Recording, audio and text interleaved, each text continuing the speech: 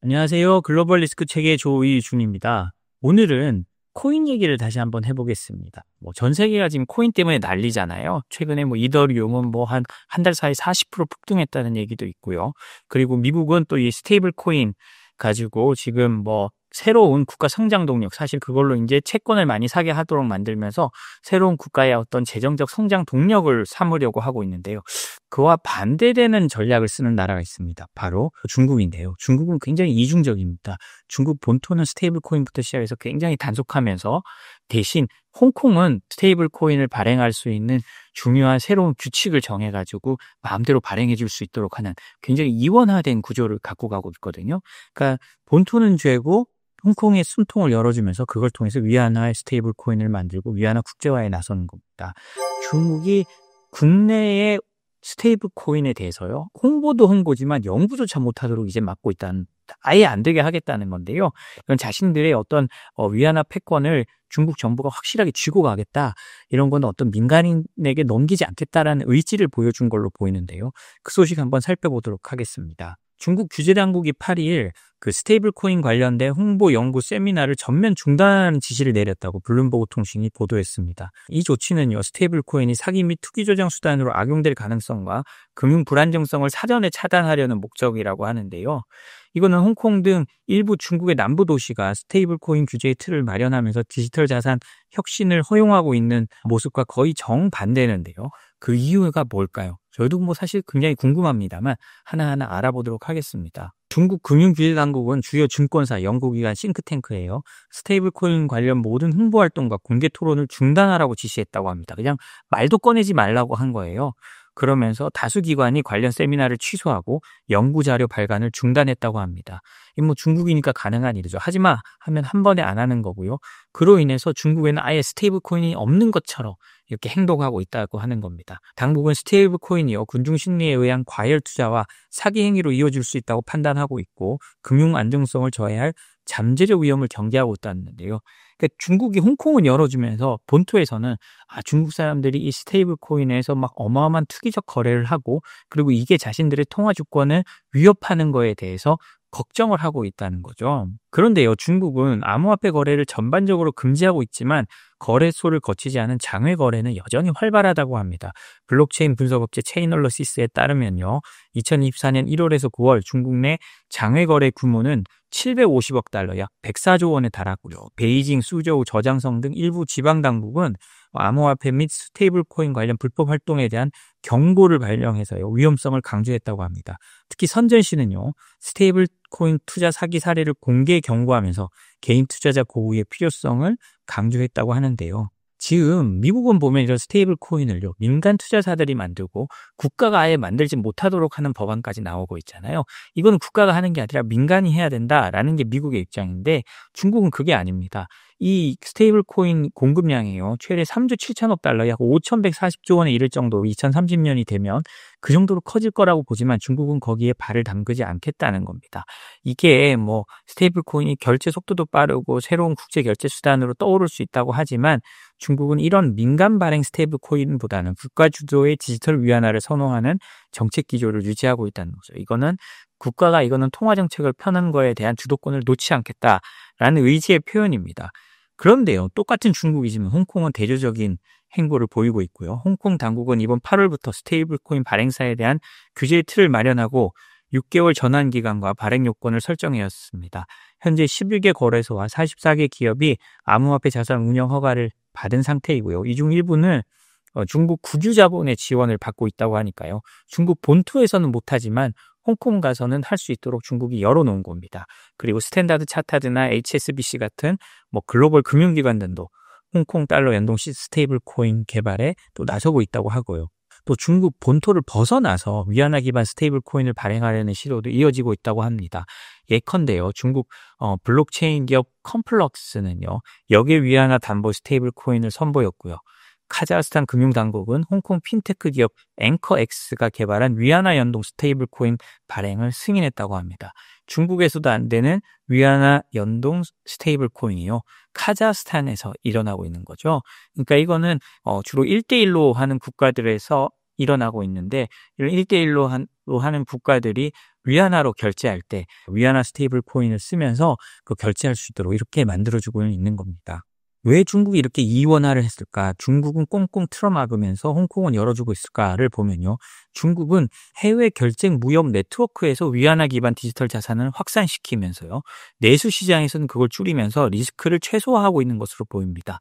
위안화 국제화, 특히 수출 수입에 있어서 위안화 국제화가 굉장히 지금 가속화되고 있는데요. 중국이 지방은행들의 위안화 결제 비율을 해외 위안화 결제 비율을 40%까지 늘리라. 지금 25%인데 40%까지 늘리라고 지금 지령을 내려놓은 상태거든요. 그러면서 자신들의 강점이 있는 무역이나 이런 곳에 있어서 그 위안화 국제화에 강력하게 드라이브를 걸고 있지만 그것도 홍콩을 통해서 또 그 중국으로 가는 게이트웨이, 관문 같은 홍콩을 통해서 위안화 국제화에 굉장히 힘을 쏟고 있지만 오히려 내부적으로는 스테이블 코인으로 인해서 자신들의 어떤 통화 주권이 흔들리는 걸 막겠다라는 이중적인 모습을 보여주고 있는 겁니다. 코인에 대한 이중적인 모습이 또 하나 보이는데요. 이더리움의 유명 개발자가요. 자금 세탁 인프라를 제공했다는 혐의로 터키에서 24시간 억류됐다는 소식입니다. 이더리움의 영지식 증명 같은 거를 기술을 개발한 페데리코 카로네 씨가요. 터키에서요. 이더리움 프라이버시 프로토콜 남용을 도운 혐의로 24시간 억류됐다가 석방됐다고 합니다. 이거 이름이 어려운데요. 결국 이더리움으로 사람들한테 자금 세탁하는 방법을 알려준 거 아니냐라는 의혹을 받고 24시간 동안 억류됐다는 겁니다. 이번 사건은요. 터키 정부의 자금 세탁 방지 강화 정책하고 맞물리면서 블록체인 개발자에 대한 법적 압박 확대 우려를 낳고 있다고 하는데요. 우리가 계속 말하고 있지만 이 암호화폐에 있어서는 자금 세탁 문제가 아직도 해결되지가 않은 겁니다. 이 자금 세탁 문제가 해결되지 않는다면요. 비트코인이나 이더리움 같은 주류 코인도요. 진정한 금융기관에서 쓰는 통화적 가치로 발전하는 데는 한계가 있거든요. 이 부분을 어떻게 하든 넘어야 되는 겁니다. 이게 아마 비트코인이나 이더리움 같은 코인, 그 암호화폐가 대중화될 수 있는 마지막 허들이라고 할 수 있죠. 아르헨티나 출신 개발자 페데리코 카로네는요. 지난 8일 터키 이즈미르에서요. 당국에 의해 억류되는 사건이 발생했는데요. 이 카로네는 억류 당시에 우리는 단순히 인프라를 만드는 개발자일 뿐이며 범죄 활동을 돕지 않았다고 X에 올렸다고 합니다. 그렇게 억류되는 상황에서도 이렇게 X에 올렸나 보죠. 그는 이번 사건이요. 2022년 1월 발표된 이더리움 및 토네이도 캐시 사용자 프라이버시 분석 연구 논문과 연관이 있을 것으로 추정하는데요. 이 논문은 여러 블록체인 거래를 섞어서 누가 누구에게 송금했는지를 알아보기 어렵게 만드는 개인정보 보호 툴 믹서의 사용자 거래 기록을 연구한 겁니다. 그러니까 이 믹서도 계속 이 자금 세탁 문제로 논란이 되고 있는데요. 이 논란이 되는 와중에 이 논문을 쓴 사람을 터키 당국에서 억류를 해버린 거죠. 터키 정부는 이를 자금 세탁 행위와 연계될 가능성이 있다고 판단한 것으로 추정되고요. 카르네는 아니다. 내가 이 논문을 쓴 것은 순수한 학술 목적의 연구였고 불법 행위와는 무관하다라고 했습니다. 카르네는요. 거기 억류당하고 휴대전화부터 시작해서 다 빼앗길 뻔했는데요. 카르네가 워낙 유명 인사다 보니까 UAE, 영국, 미국, 유럽, 아르헨티나 그리고 가톨릭 교회 등의 세계 지인들의 도움을 요청했고 그 사람들이 고위 관계자에게 직접 연락을 해서 카로네는 풀려날 수 있었고 핸드폰도 빼앗기지 않았다고 합니다.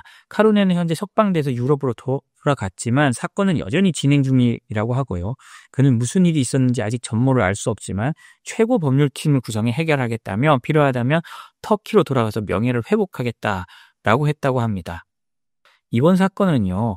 단일 개발자의 체포를 넘어서 오픈소스 프라이버시 툴과 관련된 개발자에 대한 국제적 법적 압박 흐름과 맞닿아 있습니다. 사실 이런 사례들이 좀 있었거든요. 아까 말했듯이 자금 세탁에 굉장히 많이 이용된다고 하는 토네이도 캐시 같은 경우는 여러 거래 기록을 섞어버려서 누가 누구에게 보낸지를 알 수 없도록 만든다고 했잖아요. 토네이도 캐시 공동 창립자 알렉사이 퍼제프와 로만 스톰 역시 유사한 혐의로 네덜란드와 미국에서 구속 및 재판을 받았고요. 이런 사례가 최근 들어 증가하니까 앞으로도 블록체인 개인정보 보호 툴을 만드는 개발자들이요. 해당 기술이 범죄에 악용됐다는 이유로 형사처벌을 받을 수 있다는 우려가 커지고 있습니다.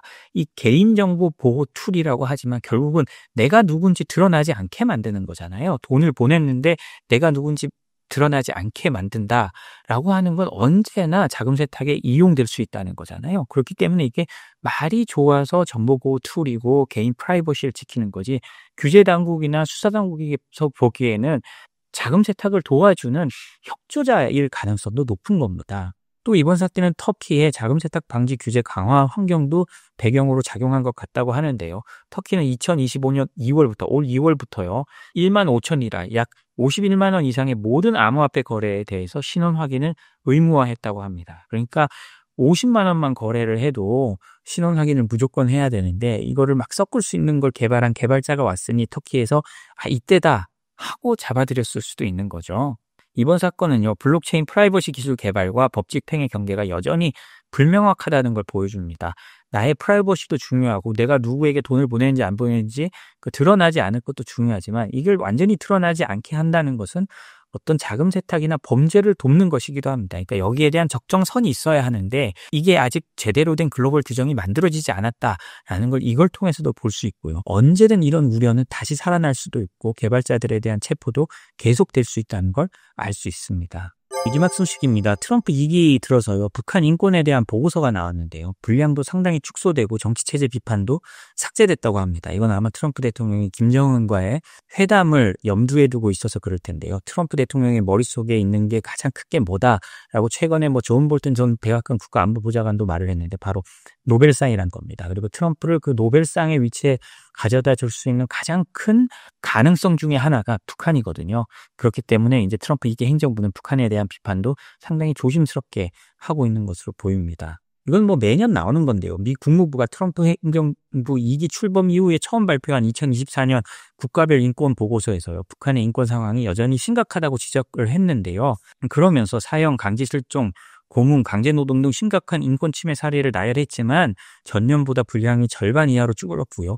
북한 정치체제에 대한 비판은 아예 삭제됐다고 합니다. 국무부는요, 이 보고서에서 북한 정부가 사형, 신체학대, 강제실종, 집단처벌과 같은 만행과 강압을 통해 국가 지배력을 유지하고 있다고 평가했고요. 인권 상황에 큰 변화가 없고 인권 침해 관료에 대한 신뢰할 만한 처벌 조치가 없었다고 명시했다고 합니다. 그리고 북한에서 자의적인 살해, 고문, 잔인하고 비인간적인 처벌, 강압적 의도 및 심리적 강해, 자의적 구금 이런 것들, 그리고 인신매매와 노동조합 금지, 노동자의 결사의 자유 제한, 그다음 최악의 형태의 아동노동 등 심각한 사례가 신뢰할 만한 보고로 확인됐다라고 했다고 하는데요. 그런데 이렇게 쭉 사례를 나열하는 거, 그리고 이런 게 이제 북한에서 저질러지고 있다는 걸 우리가 이제 모르는 사람이 없잖아요. 이번 보고서는 생명, 자유, 인간, 안보 3개항에 대해서 구성됐지만 전년도 7개항보다 단순해졌고요. 분량도 25장밖에 안 돼서 전년도 53장에 비해서 거의 절반 이하로 축소됐습니다. 그리고 2023년 보고서에서 언급됐던 북한 주민이 자유롭고 공정한 선거를 통해 정부를 선택할 수 없으며 야당이 허용되지 않는다는 지적과 북한 정부의 부패에 대한 건 삭제됐는데요. 이 자유롭고 공정한 선거에 통해서 정부를 선택할 수 있다라는 표현이 들어가는 건 우리가 북한 정부를 바꿔야 한다. 김정은 체제에서, 그러니까 김씨 왕조 체제에서 바꿔야 한다라는 미국의 의지를 보여주는 건데 그 문구를 뺐다는 거거든요. 이거는 루비오 장관이 다른 나라 선거제도의 정당성이나 공정성에 대해서 평가하지 말라는 지침을 내렸기 때문인 것으로 전해졌습니다. 그러니까 이거는 당연히 트럼프 대통령의 기조에 맞춰서 하는 건데요. 그러니까 정치체제가 어떻건 인권이 어떻건 이제 더 이상 우리는 거기에 상관하지 않는다. 그 무덤에 일단 대화를 하고 그 문제를 하나하나 풀어가보자 라는 취지로 하는 거지만 어떤 우리가 한국 사람 입장으로서 보면 어떤 인권 문제를 전혀 거론하지 않거나 그 문제를 축소한다면 우리가 앞으로 북한의 어떤 레버리지를 가지고 북한 사회를 좀 변화시킬 수 있을지, 그게 꼭 전쟁을 하거나 강압적으로 제재를 한다는 게 아니더라도요. 북한 사회를 어떻게 변화시킬 수 있을지에 대한 또 수단을 하나 잃어버리는 게 아닌가라는 우려가 나올 수도 있을 것 같습니다. 그리고 한국에 대해서도 좀 나왔는데요. 법률과 제도가 표현의 자유를 보장한다고 평가하면서도 국가보안법과 일부 법률 해석 시행으로 인한 제한이 있다고 지적했습니다. 이 정도 지적은 늘 나오는 건데요. 여기 사례를 든 걸 보면요. 의대 정원 갈등 같은 것들로 인해서 의료와 교육의 질 저하를 우려한다라고 했다고 합니다. 그런데 좀 흥미로운 건 지난해 12월 비상계엄 사태는 또 언급하지 않았다고 하네요. 이건 또 트럼프 대통령이나 트럼프 행정부가 한국 정치에 개입하지 않으려는 모습을 보여준 거라고 또 생각할 수도 있겠습니다. 네, 오늘 저희가 준비한 소식은 여기까지입니다. 저희 소식이 도움이 되셨다면 구독, 좋아요, 알림 설정 부탁드리겠습니다. 감사합니다.